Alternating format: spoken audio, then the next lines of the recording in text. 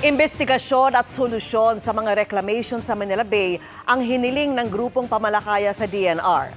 Kasunod po yan ang umunoy epekto nito sa kabuhayan ng ilang mga taga-Navotas. At nakatutok si Ian Cruz. Okay lang po, talaga kami. Naluluha si Aling Norma nang magsalita sa kanilang kilos protesta. Di na raw kasi nila naani ang mga pinalaking tahong sa Navotas dahil dinimolish na raw ito na anya ay bilang paghahanda umano sa magaganap na reclamation sa Manila Bay. Sana itigil na ang pag-demolish ng mga tahongan. Paano kung maubos na talaga ang tahongan? Yun lang ang inasahan namin na napanggastos sa araw-araw. Itigil na po yung reklamasyon. Dahil ang mga tao sa Navotas, sa Cavite, nagugutom na. Kasama sina Aling Norma at Aling Jennifer ng grupong pamalakaya na naghain ng sulat sa tanggapan ng Department of Environment and Natural Resources sa Quezon City at Philippine Reclamation Authority sa Makati.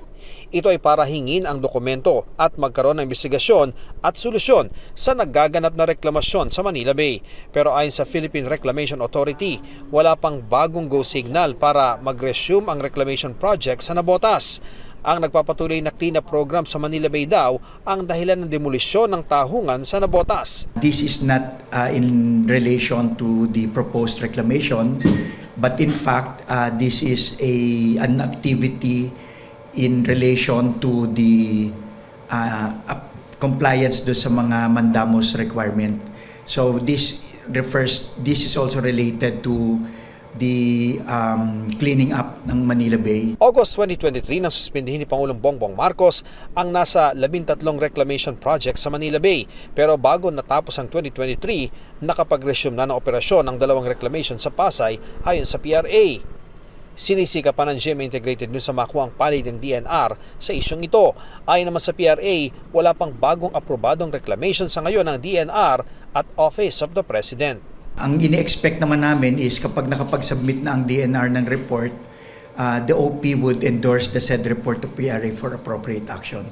Doon yung mangyayari yung pwede na naming i-lift or i-resume yung reclamation. Kaakibat rin daw ng reklamasyon ng dredging ng panambak na buhangin at lupa mula sa Manila Bay at kalapit na probinsya na isa pa sa ikinababahala ng pamalakaya. Yung kinukuha ang pantambak niyan, ito na lang yung natitira na coral reefs ng Manila Bay, no? Na pinagmalaki ni dating Pangulong Duterte after 1 year ng Manila Bay Rehabilitation Program nila. Pero ito, winasak ngayon, halos wala na yun. Merong areas malapit sa Marigondon, pero we already took note of that na kakaibang implementation at conditions yung nabigay sa amin pagdating sa Marigondon, na specifically sinasabi na yung activities namin should take into consideration yung proximity ng coral area doon sa may area ng between Marigondon and Nasugbu. Para sa GMA Integrated News, Ian Cruz, nakatutok 24 oras.